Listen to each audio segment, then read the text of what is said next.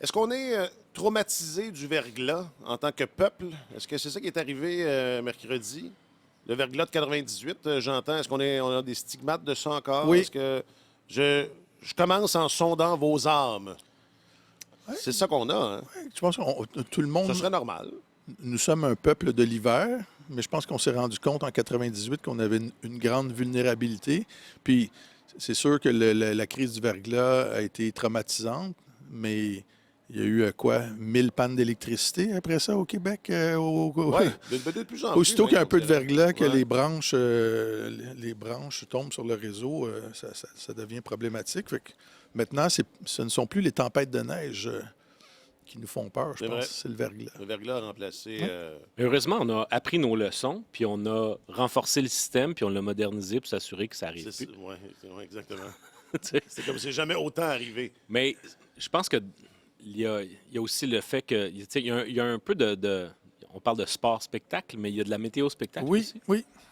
Alors, C'était comme les 3 premiers articles de médias, là, très, très sérieux, là, mais Ouais. c'était ça, là. C'était ben, c'est parce qu'après une ça, déclinaison. si jamais ça se concrétise, les gens vont dire, ben là, vous avez eu le temps de vous préparer, on vous l'avait bien dit. Ouais.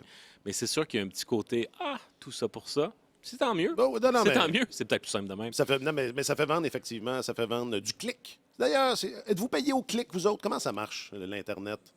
Non, c'est sûr que ça faisait, c'est ça mettait les gens sur les gardes, oui. Sur leur garde, Leur garde, oui, merci, Martin. je pense. Parce que j'allais enchaîner avec où étiez-vous? Où étiez-vous en 98? Est-ce que ça a été traumatisant? Le verglas? C'était-tu en 98? Ben oui. 97? 98. 98? 98, monsieur. C'était mes belles années. Oui? Ah oui, oui, absolument. J'étais en colocation, j'habitais sur la rue Sherbrooke, puis On c'était en avait d'électricité. en face du parc La Fontaine. C'était assez spectaculaire. OK. Ouais. As-tu eu d'électricité? Parce que moi, j'étais encore chez mes parents, mais on était sur le gros canal là, qui menait au centre-ville de Montréal. On était dans les derniers à perdre l'électricité, puis dans les premiers à la retrouver. Fait que ça a pas été, on n'a pas souffert. Là. On n'a pas souffert beaucoup.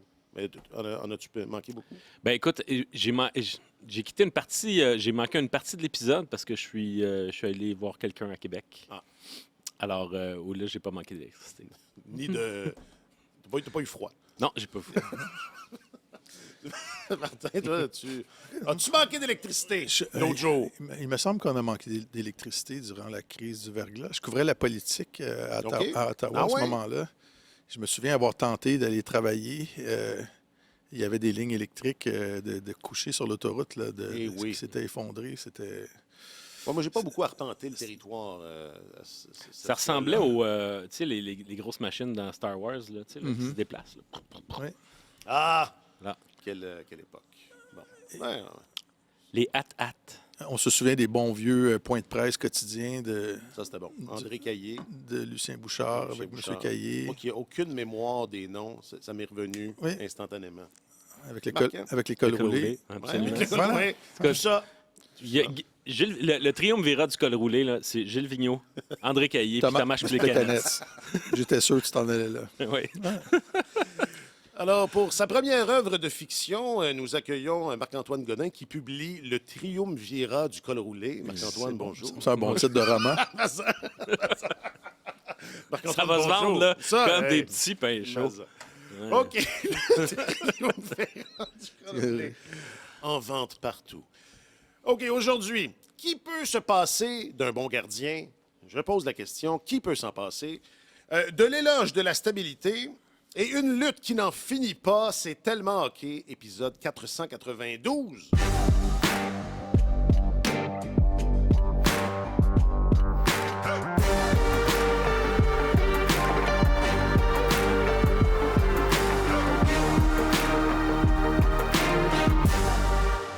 En plus d'être auteur à succès d'œuvres de fiction, il est votre journaliste affecté aux... Non, mais c'est peut-être prophétique. Oui, On ne sait pas. peut-être. Il est votre journaliste affecté aux affaires du hockey, M. Marc-Antoine Godin. Bonjour, Marc-Antoine. Bonjour, messieurs.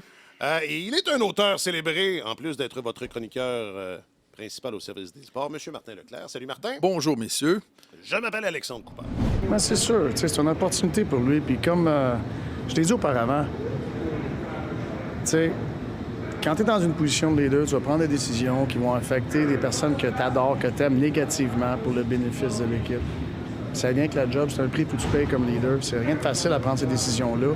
Mais c'est pas parce que c'est une décision difficile que tu n'es pas capable de la prendre. Il faut t'apprendre ces décisions-là. Alors, Martin Saint-Louis, sur ce qui était, je ne sais pas si ce sera ça, sa vie, parce que on dirait que c'est un peu réglé, mais sur cet épisode où il fallait dire au gardien vétéran qui sautait son tour et rappeler le jeune gardien fringant des mineurs pour lui confier une mission importante, mission dont il s'est acquitté avec panache, hein, on peut dire ça. Absolument. Donc, Jacob Fowler, 40 minutes là-dessus. Let's go. À vous, messieurs. Ce que je trouve intéressant du commentaire de Martin Saint-Louis, c'est après le match. Mais avant le match. Avant le match, c'était moins. Il était moins Il n'aime volubile. pas ça. C'est comme documenté, là, les questions ouais. sur les gardiens de but. Ça le gosse. Les jours de match, parler avant les matins de match, il n'aime pas ça non plus. Ouais. Puis je pense que il y a également ce qui le fatigue profondément, c'est qu'il y a un côté très players coach. Martin Saint-Louis, c'est un gars qui est proche de ses joueurs, qui est touché personnellement par les relations interpersonnelles, puis le contact qu'il développe, puis il n'est pas insensible à ça. Fait que toutes les questions avant le match qui portaient sur Jacob Fowler, le sous-texte, c'est « vous rappelez Fowler parce que Montembeault n'est pas assez bon ». Alors, au lieu... Fait, il pouvait très bien parler de Fowler, mais sauf que il ne voulait pas non plus envoyer Montembeault en dessous du proverbial autobus. Et ça l'a irrité, puis très souvent... C'est pas seulement quand il est question des gardiens de but, mais dans des moments qui sont un peu plus conflictuels, où il y a des questions d'alignement, des décisions qui sont prises par l'administration en haut. Lui, il se retrouve dans une position où, s'il commente ou il prend position, il peut avoir l'air de critiquer personnellement un joueur. Puis, il ne le fait jamais. Il va critiquer son équipe au complet, puis encore là, souvent, il garde le verre à moitié plein, il garde ça positif, mais quand il a des critiques à formuler, ils sont toujours collectives. Et sauf que quand il a des reproches à faire, c'est très rare qu'il va se tourner, il va pointer un joueur du doigt en disant lui, il n'est pas assez bon, lui, il doit en faire plus, etc. J'ai pas aimé telle affaire. Alors, j'ai senti que c'était vraiment. Il voulait éviter de tomber dans une situation où il allait critiquer Montembeault. Mais après le match, après la performance de Fowler qui finalement valide cette décision-là, il est un peu plus à l'aise d'en parler. Mais là, il est pris. Dans une situation comme celle-là, c'est de Montembeault dont il s'agit. Alors, il n'y a pas... Et c'est difficile de ramener ça. Il se braque instantanément. Il ne veut jamais aller là. Puis, c'est pas mal le secret de la longévité dans la Ligue nationale pour un entraîneur, là, de protéger tes joueurs. Ouais. Quand tu commences à pointer des individus sur la place publique, ça laisse toujours des traces. Là. Puis les saisons sont longues, puis... Il faut garder ça en perspective aussi quand tu es entraîneur. Là. Les saisons sont longues, les choses changent rapidement dans le sport professionnel. Fait que tu gagnes généralement pas en parlant négativement d'un athlète que... Non, puis je réfléchis pendant que tu dis ça. Puis en général, je pense un leader, peu importe l'organisation, tu sais, essaie d'éviter de critiquer des individus sur la place publique. Je vois pas vraiment ce qu'il y a à gagner là-dedans. Je disais, c'est peut-être la seule fois là, qu'il va avoir à affronter ces questions-là. Parce que moi, j'ai comme un peu l'impression que c'est réglé. C'est comme réglé, on dirait. Fowler est là. Tout ce que je lis, tout ce que j'entends, c'est... là, il faut savoir lequel des deux Jacob va être numéro 1 en série. On est déjà rendu là. C'est peut-être ça, oui, mais c'est sûr que même si la justification, c'était, on rappelle, Fowler dans le cadre d'un deuxième match en 24 heures, il y a 4 autres de ces combinaisons-là de dos à dos là, d'ici la fin de la saison. Mais étant donné l'importance de ce match-là, le Canadien avait vraiment une belle occasion de se séparer des Sénateurs puis éviter que ce soit une équipe qui, finalement, se mette à lui souffler dans le cou, qui se rapproche au classement puis que le Canadien soit aspiré vers le bas. C'est un match extrêmement important pour le classement. Puis c'est révélateur que l'équipe a dit pour ce match-là, on ne peut pas se permettre d'envoyer Montembeault dans la mêlée, dans l'état où on le voit récemment. Puis également, ben, 2 matchs en 24 heures, ils auraient pu décider de renvoyer Dobèche dans la mêlée puis dire, de toute façon, on a 2 jours après, on va avoir congé le lendemain. Il est jeune. Il est jeune, il est capable. Bon, mais ils n'ont pas pris ce chemin-là. Fait que de se tourner vers Fowler, je pense qu'à partir de ce moment-là, surtout dans un contexte où tu as le droit à 5 rappels après la date limite des transactions, je ne les vois pas commencer à faire le yo-yo constamment avec Fowler, le renvoyer en bas, le ramener. Fait que, il me semble être à Montréal pour de bon. Je serais surpris qu'il soit cédé à Laval. Est-ce qu'il y a besoin Moi, de sa carte de métro? Moi, je trouve aussi que c'est une action qui parle très, très fort. Là. Ouais. C'était 2 matchs en 2 soirs. Tu as un gardien, c'est Dobèche qui est le meilleur gardien du Canadien depuis le début de la saison. Il est sur une séquence de quoi? 9 victoires à ses 11 derniers matchs. Puis pour le match le plus important de la saison, dans cette séquence de 2 matchs en 2 jours-là, tu préfères donner les Maple Leafs de Toronto à Dobèche et donner les Sénateurs d'Ottawa à Fowler. Non, mais c'est vrai, parce que c'est pas une surprise. C'est pas juste par rapport à Montembeault. Ouais. Là. Fait que, écoute, on verra. Je pense que c'est clair pour tout le monde que Fowler, c'est un espoir de premier plan. C'est peut-être le meilleur espoir de cette organisation-là. Je me souviens quand Vasilevski était en train de gravir les échelons dans l'organisation du Lightning, Julien Brisebois me disait, c'est notre meilleur... Nous, on considère que c'est notre meilleur espoir, c'est notre joyau qui est en train de pousser dans l'organisation. Puis Fowler est peut-être ça. C'est la position clé au hockey. Techniquement, il est impeccable, il est calme. Il a gagné partout où il est passé. Fait que écoute, c'est normal. C'est normal de le faire jouer comme on a fait une place à Lane Hudson quand il est arrivé et tout ça. S'il y a des gars devant lui qui ont de la difficulté, puis je pense qu'on a eu cette discussion-là au mois de janvier où il ne devrait pas avoir d'émotion particulière parce que c'est la position de gardien. S'il y en a un qui a une mauvaise saison, ben tu le tasses. Ton travail comme administrateur d'une équipe de hockey ou comme entraîneur, c'est d'être comme un chirurgien qui essaie de sauver le patient, puis s'il y a un organe qui nuit au fonctionnement du reste, bien, il n'y a pas d'émotion. C'est ça le travail. C'est un peu ce que Martin disait Saint-Louis disait dans l'extrait qu'on a entendu. Oui, oui. Il y a des décisions, il faut les prendre. Là. On va pas, Ces décisions-là se font tous les jours dans le monde du sport. C'est pas parce que c'est la position de gardien qu'on... Alors, Fowler est là, tant mieux, mais c'est ça. Je pense que fondamentalement... Peu importe qui va être devant le filet, il faut que le Canadien améliore la façon dont il joue pour faciliter le travail de ses gardiens. Le Canadien donne un grand nombre de chances de marquer de qualité. C'est parmi les équipes qui en donnent le plus depuis des années. On dirait que c'est incrusté comme dans la façon de jouer de l'équipe. C'est dans leur valeur. Puis les dirigeants répètent toujours, notre but, c'est d'avoir du succès à long terme, année après année, d'être parmi les équipes qui aspirent...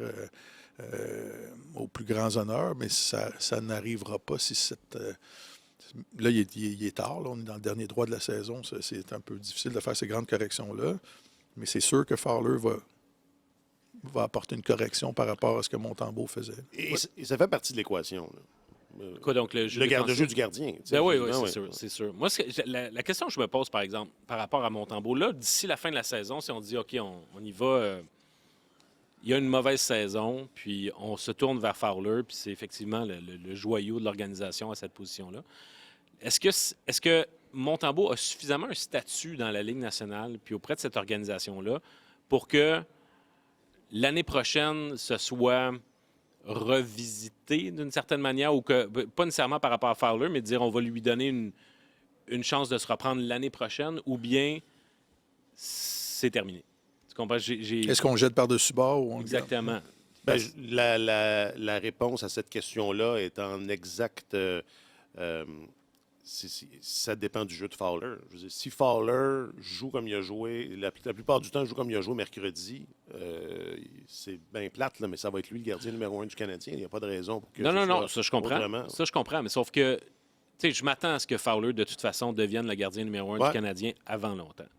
Mais est-ce que l'année prochaine, le Canadien va décider d'y aller avec 2 gardiens de but de deuxième année? Un tandem qui serait si jeune? Je ne le sais pas.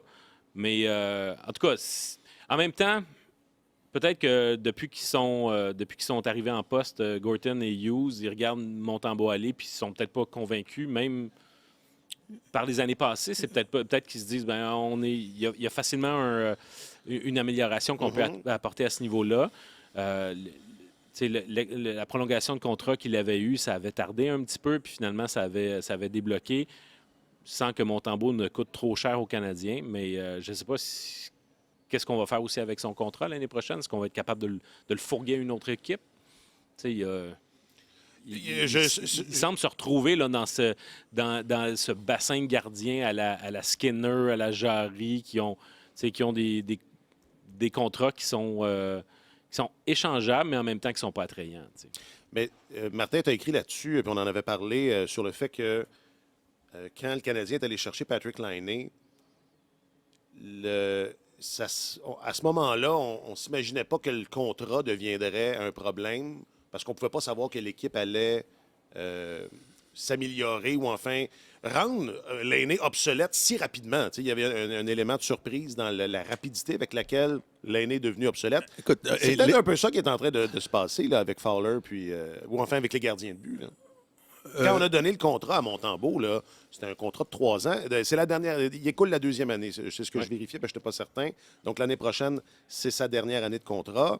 Sûrement que lorsqu'on a posé ce geste-là, on se disait, rendu à la fin du contrat de Montembeault, Fowler devrait être pas loin. Mais là, on est peut-être un an à l'avance. C'est ça que je veux dire. Je suis d'accord avec Marc-Antoine. C'est fort possible que Montembeault ait toujours été considéré comme un gars en attendant. Ça n'a jamais été reconnu comme un espoir de premier plan ou un gardien de premier plan, mais il est arrivé avec le Canadien via le balotage, s'est fait bombarder plus que n'importe qui. Il a tenu le fort de façon très honorable. Puis tu te dis, écoute, c'est grâce à lui si le Canadien a fait les séries dans le passé. Et avant cette saison, il n'a jamais semblé écrasé par la pression de tenir cette position-là. Je dis souvent que le demi-cercle du gardien à Montréal, c'est un des endroits où tu es le plus seul au monde. Lui, il avait l'air à vivre très bien avec ça. C'est peut-être la première fois de sa carrière où il s'est projeté dans l'avenir avant que la saison commence, en disant là, il y a les Jeux olympiques en jeu. Il commence à avoir de la compétition dans l'organisation et tout ça. Des fois, ça change. Ça affecte la confiance et tout ça. La pression de performer aussi, là, je veux dire, le Canadien... oui, là, il y avait des attentes. Les attentes à l'égard de l'équipe ont monté. Pour la première fois. Oui. Alors, tu sais, quand c'est correct de garder les buts pour une équipe qui est en reconstruction puis de laquelle on n'attend pas grand-chose, mais à partir du moment où les attentes augmentent, là, il est question de séries éliminatoires, puis let's go, on avance. Comment tu réagis par rapport à cette pression-là? Puis je pense que les dirigeants ont dû en prendre bonne note, que finalement, c'est là que c'est enfargé. Puis tu sais, écoute, moi, à la limite, quand j'entends Martin Saint-Louis dire il faut les prendre, ces décisions-là, tout ça, je trouve qu'ils ont été très généreux comme organisation, compte tenu de ses performances depuis le début de la saison. Là, ils lui ont donné des chances de remonter à bord de la chaloupe. Puis, moi, quand j'ai vu en début de semaine publiquement, Samuel disait... Ben oui, je travaille avec l'entraîneur avec l'entraîneur des gardiens. J'ai de la misère à voir les rondelles à travers la circulation. Puis c'est ça, là, tu dis, OK, là, comme dirigeant d'équipe, tu lis ça, tu dis, là, on est rendu ailleurs, là, on se bat pour une place en série. C'est pas le temps on va placer quelqu'un qui voit la rondelle. Non, mais... Non, mais... C'est parce que... La vois-tu, là? Oui, OK. On n'est plus à régler des problèmes comme ceux-là. Bon, cela étant dit, c'est ça. Si Fowler continue de faire ce qu'il fait, il faudra se poser la question avant la saison prochaine, quel genre de duo on veut, parce que c'est vrai que ça va être encore un très jeune gardien, mais on n'en est pas là encore. Juste un mot sur le match contre les Sénateurs. Je regardais la fin de match, puis Fowler a été fumant, puis peut-être parce que on a, dans les dernières... cette année, peut-être parce que cette année, ça a été, on en a parlé abondamment, là, de perdre des avances, dans ces dernières minutes-là, à quel point des fois le Canadien a échappé des matchs. Et je me faisais la réflexion, je me disais, quelle équipe a le luxe de ne pas avoir un gardien au sommet? On va parler un peu du Lightning tantôt, là. Moi, il me semble, là, quand le Lightning était la meilleure, c'est encore une des meilleures équipes, là, mais quand le Canadien essayait fort là, de battre le Lightning il y a quelques années, là, il y en avait des dernières minutes dans la zone de Tampa Bay où est-ce que ça y allait, puis ça canardait, puis bon sang, Vasilevski tenait le fort. Ça avait beau être une très bonne équipe, mais ça prend. Qui ne peut se passer d'un bon gardien? Tu sais, c'est un peu. C'est ça. Puis moi, je trouvais que mercredi, Fowler faisait la démonstration, une nouvelle démonstration de cette évidence-là. Là. Ouais. Mais tu sais, les bons gardiens vont faire les bons arrêts au bon moment, vont avoir une meilleure constance que les gardiens moins talentueux. Mais il reste qu'il faut que tu les aides. Ouais. Si tu places un excellent gardien sous pression, si Vasilevski a la carrière qu'il connaît, là,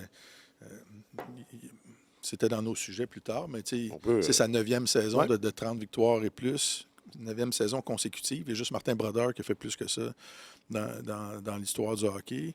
Et si Martin Brodeur a fait 12 saisons consécutives de 30 victoires et plus, c'est parce qu'il y avait des équipes qui se souciaient du jeu défensif devant eux. Là.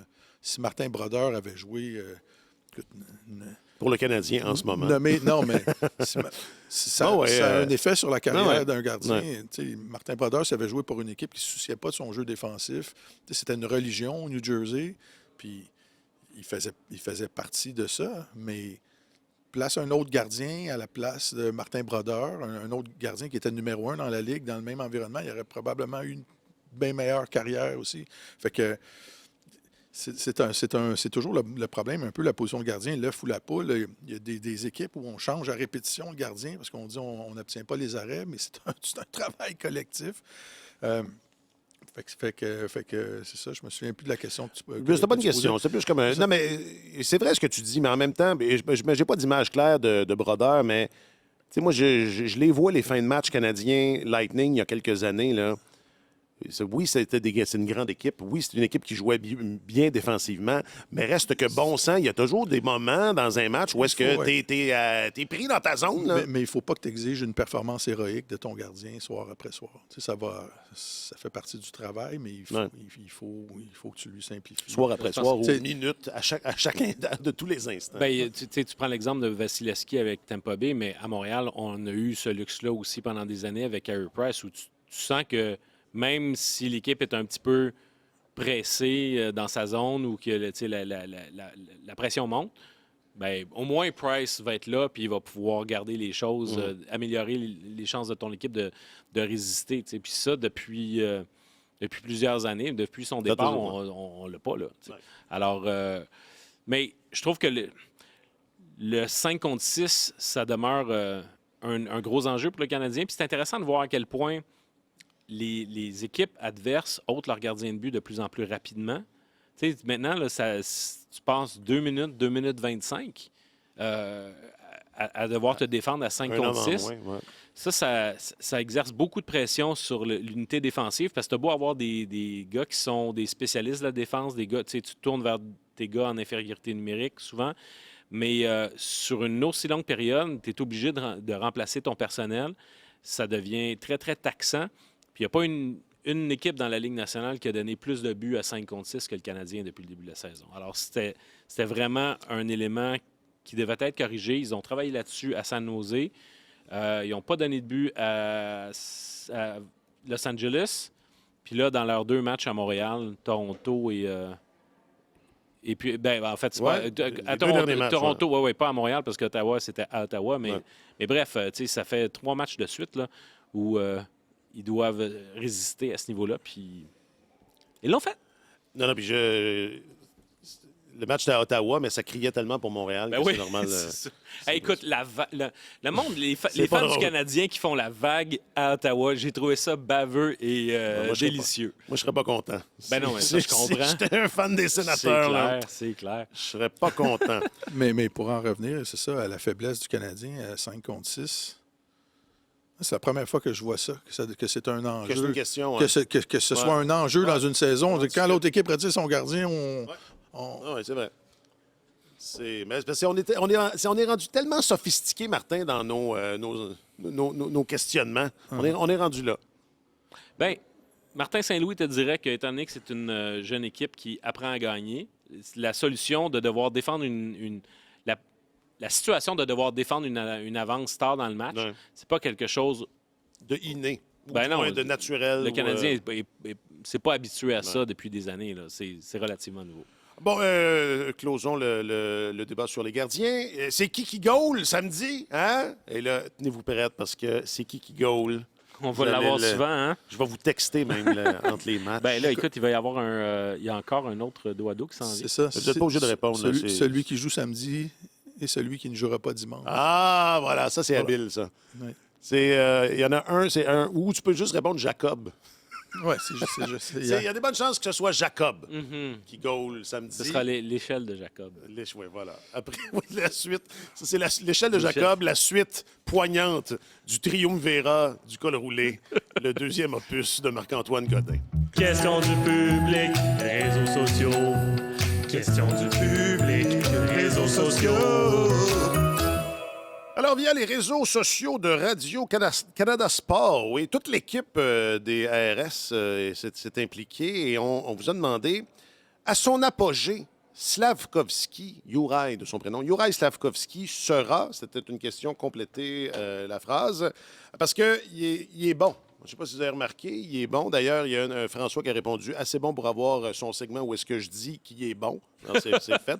C'est bien. Louis-Philippe sur Facebook dit sur le premier trio, pas loin d'un point par match et surtout dur à jouer contre. Marque déposée. Je ne sais pas si c'est Louis-Philippe qui est le propriétaire de l'expression, mais c'est certainement, ça vaut certainement de l'argent. Marc-Antoine, une moitié du duo le plus productif de l'équipe, l'autre moitié étant M. Demidov. Éric ne sera plus jamais, Juraj Slavkovski ne sera plus jamais mentionné dans des phrases comme « on aurait dû sélectionner un tel au lieu de lui ». Sur le tube, mon oncle Ben, un gros problème pour ses adversaires. Que deviendra Juraj Slavkovski? Monique sur Instagram, un tank sur 2 patins et monstre de Chilla sur le gram aussi. Un Mikko Rantanen diète. Il y avait plusieurs comparaisons là, avec Rantanen, une version européenne d'Éric Lindros, Dave sur Facebook, John Leclerc aussi. Bref, ces noms-là revenaient. Jacques-Alexis me suggère Jaromir Jagr, mais ce n'est pas dans les réponses là, qu'on a colligées. Il y en a peut-être eu, je le dis, là, je ne les ai pas toutes ici. Mais bon, Slavkovski, vous le savez, 5 ans a franchi encore. Non, ça, c'est Demidov qui a franchi les 50 points. Ouais. Slavkovski est devenu. En fait, il est le. Il a fait quelque chose. Ouais, là. il est le joueur qui a le impressionnant. plus de points avant l'âge de C'est 22 ça. ans dans C'est ça. l'histoire du Canadien. Donc, il a battu la marque de Henri Richard. Donc, c'est ça. En fait, il y a 3 saisons de suite de 50 points ou moins. Fait que pour commencer sa carrière, là, en 3 c'est pas saisons pire. complètes, C'est pas pire. c'est pas pire. C'est quand il le Sa premier. saison recrue, elle avait été écourtée par les blessures. Mais maintenant, il a pris son air d'aller. Quand tu es le premier de l'histoire pour quelque chose dans cette équipe-là, premier là, de l'histoire de l'équipe, là, c'est déjà ça. C'est parce que tu as fait quelque chose de bien. Déjà ça, c'est pas pire. Mais on a quand même des lecteurs qui, au bas de nos articles, commentent Ouais. et ça. cassent du sucre sur le dos de M. Slavkovski. Abondamment. Mais je pense que ça là, c'est. Peu importe. Il y a pas de. Ça va toujours être comme ça. Il n'y a pas de. Ça existe indépendamment de ce qui se passe. Mais ce n'est que mon opinion. Tu as d'ailleurs, Marc-Antoine, écrit, entre autres, sur Slavkovski parce que tu t'es fendu, tu as sorti ton boulier, tu t'es fendu d'une longue analyse là, sur plusieurs statistiques intéressantes. Je suis content que tu aies trouvé ça intéressant. Ben, je te lis, ben oui, toujours. Toujours?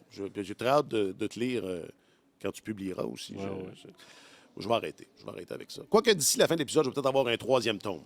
Mais on verra. Ça reste à voir. Moi, un truc qui m'a beaucoup interpellé, c'est le duo Gallagher-Dano. Ouais.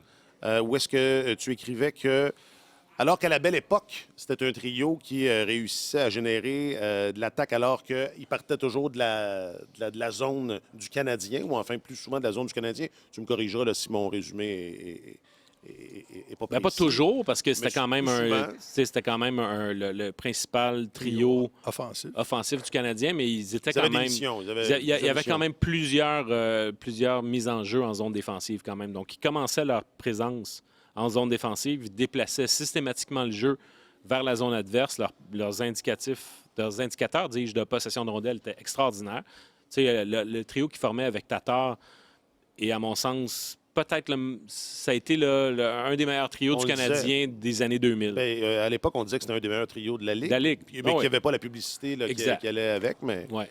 Sauf que là, ce qu'on voit, c'est un peu le phénomène inverse. c'est ça. Parce que Dano, qui, on le sait, est très bon aux mises en jeu, étant jumelé à Gallagher, on leur donne beaucoup de mises en jeu en zone offensive. Ça évite à Gallagher de traverser la patinoire pour pouvoir aller générer de l'attaque. Si tu commences tes présences déjà en zone offensive, tu gagnes la mise en jeu, tu devrais être installé puis tu pourrais pouvoir générer de l'attaque. Mais Ça arrive pas. le problème, c'est que, c'est ça, après ça, si tu regardes les modèles de buts attendus, donc qui finalement donnent une idée des chances de marquer puis du degré de danger, de la dynamique du jeu, les indicateurs de buts attendus suggèrent que le jeu s'en va vraiment dans l'autre sens à partir du moment où, même quand ils sont en zone adverse, tu sais, et même si Dano gagne en zone offensive 62,7 % de ses mises en jeu.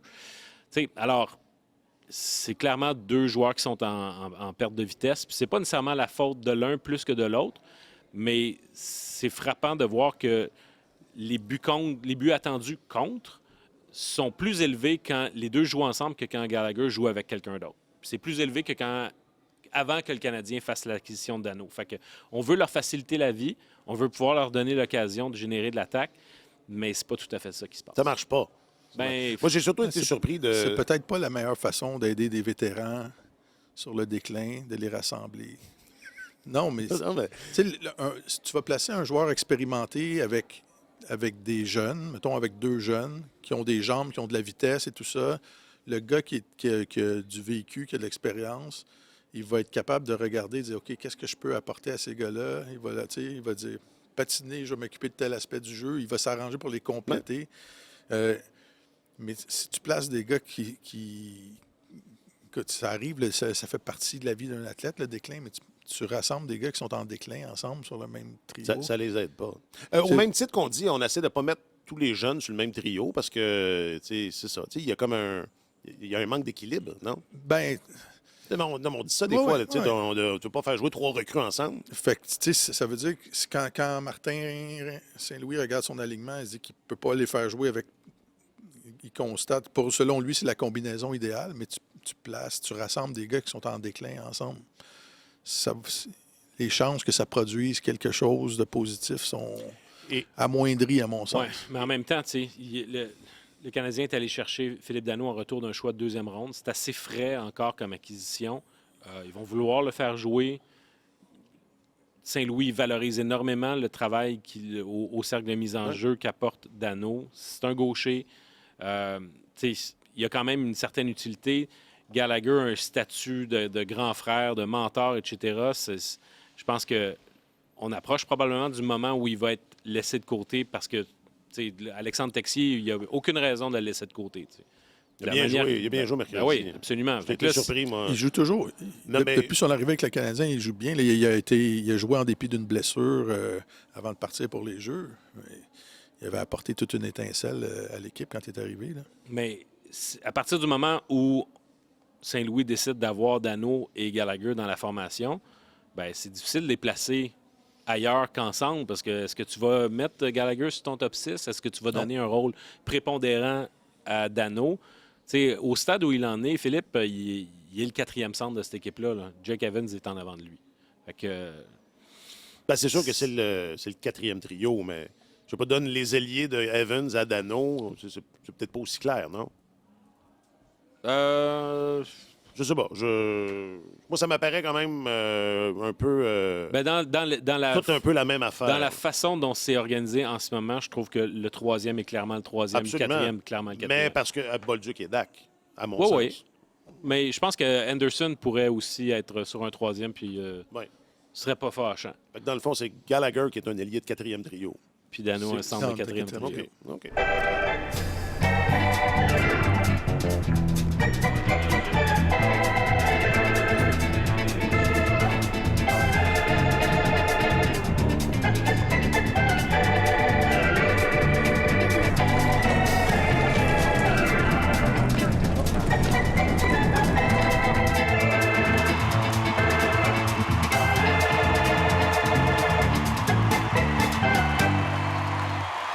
ce sont les années qui se suivent et qui se ressemblent? Vous me le direz, parce que, comme vous le savez, j'en perds à chaque année. J'en perds. Mais il me semble que dans l'Est, là, ça n'arrête pas d'être serré, la course aux séries. C'était le cas l'an passé. Il me semble que c'était le cas l'année d'avant aussi. C'est encore vrai cette année, quoique peut-être un peu moins. L'année dernière, c'était vraiment spectaculaire. Là. Mais encore une fois, cette année, puis je disais, c'est mardi, je disais que j'étais inquiet. Je le suis moins, là. Mais ce qui m'inquiétait, c'était pas tant la tenue du Canadien, plus que, c'est ça, le fait qu'il y a encore très peu d'écart entre les équipes de tête et les équipes qui essaient de rentrer en série. Il faut dire que les Sénateurs ça a fait mal, là, la défaite mercredi contre le Canadien. Très mal. Mais Ouais. la grosse différence par rapport à l'année dernière, c'est que l'année dernière, il y avait quand même... C'était un peu une course de tortue parce qu'il y avait des équipes qui ne saisissaient pas la balle au bon puis profitaient pas de leur chance pour pouvoir faire une percée puis assurer leur place rapidement en série. Cette année, c'est dans l'association Ouest qu'on voit, qu'on voit ça, Ouais. qui est beaucoup, beaucoup plus faible. Tu as comme 3 équipes de tête, puis après ça, le reste, écoute, je pense que la 4e équipe dans l'Ouest ne ferait même pas les séries. Ouais, ne ferait même pas les séries dans l'Est. Tu sais, alors, il y a la balance du pouvoir penche vraiment du côté de l'Est et c'est fascinant de voir ça. Je trouve que ça donne une course excitante qui n'est pas, qui est loin d'être décidée parce que tu as des équipes qui poussent. Tu sais, les Blue Jackets de Columbus, depuis leur changement d'entraîneur, ils ont 20 matchs, ils en ont perdu 2 en temps réglementaire sur les 20. Ils ont ramassé des points sur les 18 autres. Donc, ça leur permet vraiment de se replacer vraiment au cœur de l'action. Tu as une équipe comme les Red Wings de Détroit qui, il n'y a pas longtemps, était en avant du Canadien. Eux autres, à leurs 15 derniers matchs, ils en ont gagné juste 5. Fait que c'est un peu l'histoire qui se répète pour les Red Wings qui perdent de la vitesse en fin de saison. Puis là, il leur manque Dylan Larkin pour 2 semaines. Ça pourrait leur faire très mal. Mais je trouve que le Canadien est au milieu d'une course qui est super le fun à voir. Les Sénateurs n'ont pas dit leur dernier mot non plus. Puis les Bruins, c'est drôle parce que les Bruins, tu sais, là, il leur reste 17 matchs à jouer aux Bruins. 11 d'entre eux vont être à l'étranger. Puis c'est une équipe qui a vraiment 2 visages. C'est la meilleure équipe de la Ligue nationale à domicile, quoi qu'ils ont perdu contre les Sharks, là, mais la meilleure équipe de la Ligue à domicile. Puis sur la route, ils ont une fiche vraiment déficitaire. Fait que là, ça va être assez difficile pour eux autres parce que la majorité des matchs qui leur restent, c'est sur la route. Alors, c'est une belle course en perspective là, pour la fin de la saison. Je n'ai pas trouvé les Sénateurs. Ils ont disputé un bon match contre le Canadien cette semaine. Là. Notamment en deuxième période, la défense du Canadien était en lambeaux. C'était revirement par-dessus revirement. Puis ils ont généré quand même pas mal d'attaques, mais ils m'ont déçu un peu pour une équipe qui était dans la situation qui sont là. On pensait qu'il était qui est là. arrivé, là. Oui, mais c'est une équipe qui se bat pour sa survie. Là. Ouais. Je m'attendais à plus C'est de... un petit peu plus, c'était un peu léthargique. Hein? Des fois, par moment, ce match-là, c'était bizarre. Ouais. Oui. Fait que ça, j'ai hâte de voir Columbus. Columbus, c'est une équipe qui a quand même du jus encore. Puis pour ce qui est de la conférence de l'Ouest, il y a 10 équipes. Il y a 10 équipes sur 16 qui ont des bilans défensifs négatifs dans cette conférence-là. Habituellement, sauf rare exception, quand tu accordes plus de buts que tu en marques, tu ne participes pas aux séries. Le Canadien, l'année passée, s'est qualifié malgré un bilan défensif. Négatif. C'était une des rares équipes. Mais là, tu as 10 équipes sur 16 qui accordent plus de buts qu'en marquent. C'est quand même... Mais dans le cas, juste rapidement, je veux juste revenir sur les Sénateurs. C'est sûr qu'ils n'avaient peut-être pas tout à fait l'instinct du tueur au plan offensif, mais tu regardes le but égalisateur de Texier, son jeu du tourniquet. Ullmark n'a pas été super fort. Puis sur le but vainqueur, Ullmark donne un long retour sur lequel Demidov saute. Oui. Tu peux pas donner ce genre de but-là. Écoute, à quelques minutes de la fin, dans la situation dans laquelle ton équipe se trouve, le gardien de but doit aider son équipe à aller chercher au moins un point, amener ce match-là en prolongation. Fait que c'est sûr qu'ils n'ont pas eu... Ils n'ont pas donné le grand coup au point de vue offensif, mais... Ils n'ont pas donné grand-chose aux Canadiens offensivement. Non, mais Ullmark leur a fait mal. Oui. Puis il allait bien depuis son retour de sa pause de santé mentale, mais on dirait que l'histoire du début de saison les a un peu Ça rattrapés. répète. Ouais. Et qui peut se passer d'un bon gardien? Qui? C'est ça. Personne. C'est ça qu'il fallait démontrer. Voilà. C'est pas compliqué, là. On regarde le classement dans l'Est. Les Hurricanes et le Lightning, c'est les seuls habitués des 8 qualifiés. Tous les autres, là, c'est presque du nouveau monde. Et bizarrement, La présente saison va passer à l'histoire avec un petit H, là, Ouais. mais c'est le changement de paradigme. Là. mais ouais, vraiment, parce que est-ce que c'est ça l'avenir? J'ai de la difficulté à croire que... Parce que j'allais dire, non seulement, à part Caroline et Tampa Bay, c'est tout du nouveau monde. Ben là, j'inclus le Canadien là-dedans, là, même s'ils étaient là l'an passé. Tu sais, les équipes qui sont Moi, je sur- vois pas sur la les livres. ligne- Moi, je vois pas les livres se renaître de leur centre. Non, ben moi non plus. là, Pour mais- l'instant, là, on s'entend, il peut se passer beaucoup de choses. Mais- Les Rangers, ça va prendre du temps. Les Devils n'ont pas l'air à Les être Devils ne partis. sont pas supposés d'être là. Les Panthers ratent les séries. Bon, on s'entend, 3 longs parcours éliminatoires Ils vont être de retour consécutifs, l'année prochaine. mais ils ne rajeunissent pas, les Panthers. Non C'est sûr. plus. Fait que c'est ça. Écoute, ça va être... Oui, changement de la garde dans une certaine mesure, quand tu parles de Buffalo, oui. Quand tu parles du Canadien, oui. Mais en même temps, il y a des équipes, tu regardes, tu fais, ouais, OK, ils sont là, mais c'est un peu louche, là. Ouais. Tu sais, l'année dernière, tout le monde a vanté les Capitals de Washington. Ils ont eu une saison extraordinaire parce qu'ils ont eu 2 dates limites des transactions de suite où ils ont été à la fois acheteurs et vendeurs. Puis, tu sais, les réinitialisations là, en plein vol. Ils ont réussi à faire ça de main de maître, mais aujourd'hui, ils participent pas aux séries. Là.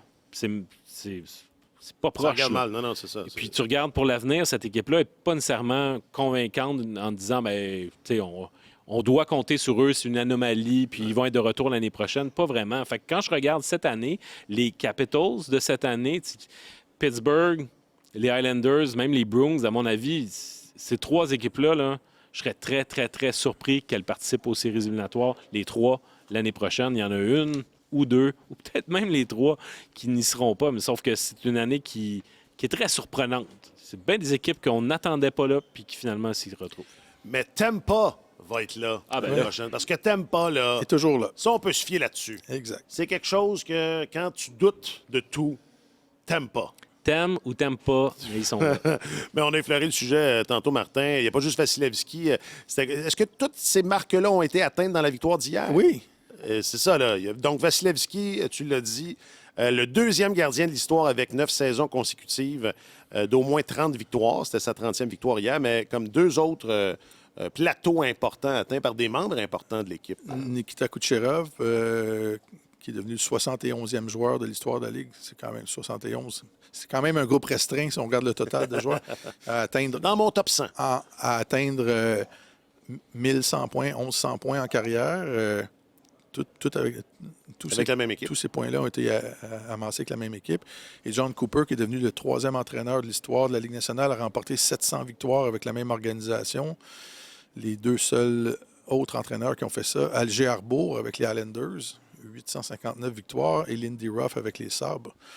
Et je sais pas, je regardais ça puis je me disais, wow, quand même, tu sais, c'est drôle que les astres se soient alignés, que tous ces plateaux-là aient été atteints dans le même match, mais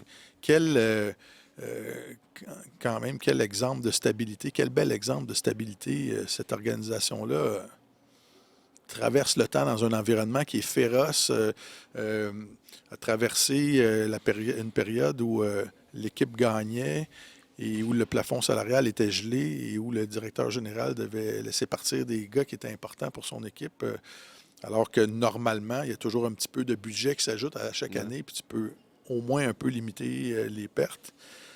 Puis c'est une équipe qui a réussi à se renouveler quand même en gardant son noyau, mais en l'entourant différemment, en changeant sa façon de jouer. Ils sont devenus les matamors de la Ligue nationale, le Lightning, alors qu'avant, c'était une équipe très talentueuse qui se faisait peut-être un peu trop brasser. Mais bref, la stabilité, c'est un facteur de succès primordial dans le sport professionnel et ça, c'est un bel exemple. Puis, quand tu as une équipe stable et que tu intègres de nouveaux joueurs, les nouveaux joueurs se fondent rapidement dans ce qui est déjà installé. Et ça te permet d'aller chercher des joueurs qui passent sous le radar, qui ont été ignorés par d'autres équipes, mais parce que ta culture est bien établie, ta façon de jouer est bien établie, puis toute la chaîne de commande est claire, ces gars-là rentrent. Tu sais, Charles-Édouard Dastou, là, il y a pas... Il y a combien d'histoires comme celle-là, le Lightning en a c'est ça. produit? Alors, puis il est devenu un excellent défenseur pour eux autres, là. Mais ça, c'est le fruit d'ouverture à cause qu'il y a des blessures, etc. Alors, tu n'as pas besoin nécessairement d'aller chercher un choix de première ronde pour pouvoir trouver un gars qui va t'aider à des positions névralgiques.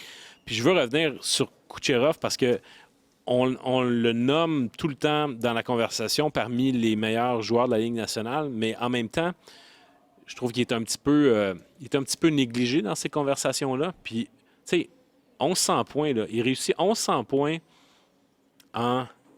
Écoute, il s'est rendu, je l'ai ici devant, 863 matchs. Là. Dans le hockey d'aujourd'hui, là, c'est assez phénoménal. Puis c'est un gars qui a 32 ans, fait qu'il y a encore... Mettons qu'il lui reste 4 saisons de 80 points encore dans le corps. Là. Ça veut dire qu'il pourrait finir à 1500 points. Puis ça, c'est un club pas mal plus sélect. Ils sont 16 à l'avoir fait. Alors, je pense que s'il reste en santé... Et que le Lightning continue d'être ce Lightning-là, ben oui, c'est envisageable. Et peut-être une autre Coupe Stanley, parce que quand ça va commencer, là, ça va être difficile de ne pas évaluer que le Lightning est favorite dans l'Est, là, ou enfin que c'est l'équipe à battre dans l'Est. Là. Ça va être, c'est parce que ça va être difficile de dire le contraire. Ils sont les favoris dans l'Est, à mon sens. Ben, il faut ça. Quand ça va commencer? C'est parce que les Hurricanes de la Caroline doivent faire la démonstration qu'ils sont capables de prendre le pas de plus par rapport à leur rendement à saison régulière. Jusqu'à preuve du contraire, c'est une équipe de saison régulière. Puis les Sabres de Buffalo ont beau être l'équipe la plus dominante depuis le mois de décembre. Ils ne savent pas c'est où les séries sont jamais allées. C'est où? C'est qu'on fait ça, ces séries-là? On ne sait pas, on n'est jamais allé. C'est ça. C'est où? À Damas. C'est prendre le chemin de Damas vers les séries. Merci beaucoup. D'accord. Ça, c'est dans mon tome 3. D'après moi, l'éditeur va vouloir que tu retravailles. C'est après le livre des cols roulés, ça.